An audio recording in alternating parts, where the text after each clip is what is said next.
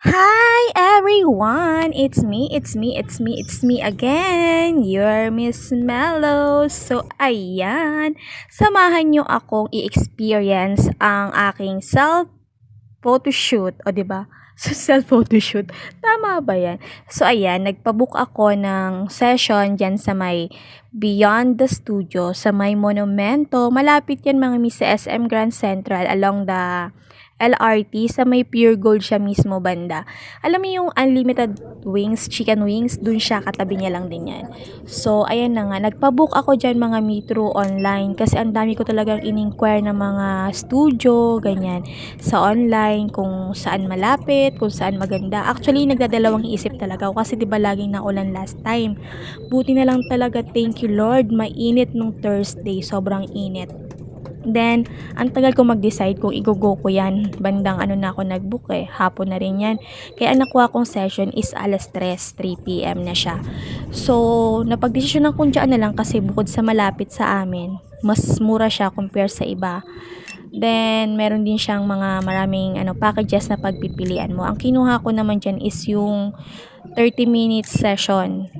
Tas may 2 backdrop, ganyan. May mga additional charges yan, depende mga miss request nyo. Pero meron din silang fitting room kasi ang ginawa ko dyan is 2 outfit ang ginamit ko. Nag-request ako sa staff kung okay lang. Okay naman sa kanila kasi meron silang fitting room.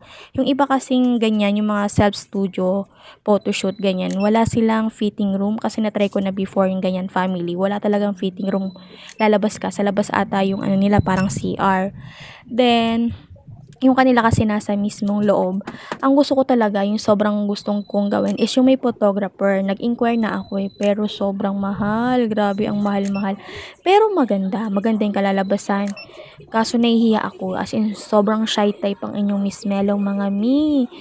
Kala mo naman talaga totoong mahiyain no? Hindi rin kasi talaga ako marunong mag-project. Saka, hindi ako photogenic. Kaya yun na lang yung pinili ko, as in magiging ano pa ako, mas ano pa yun, mas confident or mas makakagalaw ako ng maayos kung ako lang mag-isa. 'Di ba? Ganyan pala yung feeling mag-photoshoot mag-isa, para kang tanga lang. Pero at least nag-enjoy ako mga mi. Hindi pa marunong mag-project at mag-post niya ng inyong Miss Melo ha. Diyan kasi syempre, i-instruction ka lang nung staff, then iiwan ka na niya. Ikaw na bahala, o 'di ba?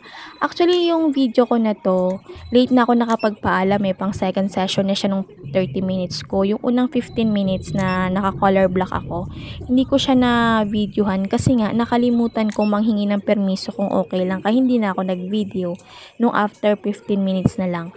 Kasi hindi ko nakita na meron pala dong cellphone stand, o 'di ba? Nabulag na talaga ang inyong Miss Melo sa sobrang excited. Namimili kasi ako ng mga props na gagamitin, o yan, 'di ba? Sobrang excited ako mag-isip kung ano yung mga post ko, pero ang ending paulit-ulit lang ang post ng inyong Miss Melo. Hindi kasi ako nakauwi netong birthday ko. Kasi nga ang VL quiz isang araw na lang.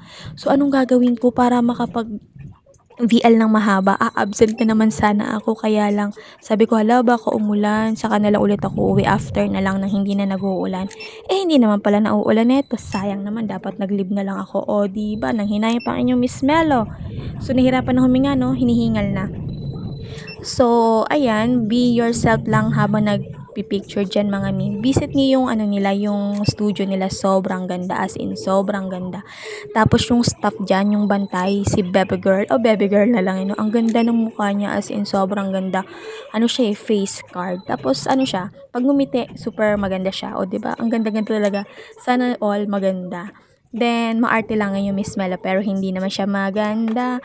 Actually, first time kong magsuot ng ganyan, no, mga ganyang kaartehan. Hindi kasi ako sanay at hindi ko talaga kaya gawin. Kaya nag-ano ko dyan, dyan na lang nagbihes. Then, hindi naman kagandahan ang leki-leki ng inyong Miss Melo, diba? Makulimlim, o siya. Prinod kasi yung totoong ano. Actually, first time ko nga, diba, mag solo photoshoot kasi last, as in mga last, hindi ako mahilig magganyan kasi nga, bukod sa wala kang budget, wala kang maaya, maraming reason kung bakit hindi. Kaya hindi ko na lang siya priority. Ngayon, syempre, I'm not getting younger anymore. Gusto ko siyang i-experience yung mga ganyang bagay. Ang dami pang bucket list na nakalist na gusto ko siyang i-experience. O, ayan. Kala mo naman talaga ang haba na ng kwento ko. O, siya. Ayun na, bahalang i-judge ang aking photoshoot. Sana nag-enjoy kayo sa panonood.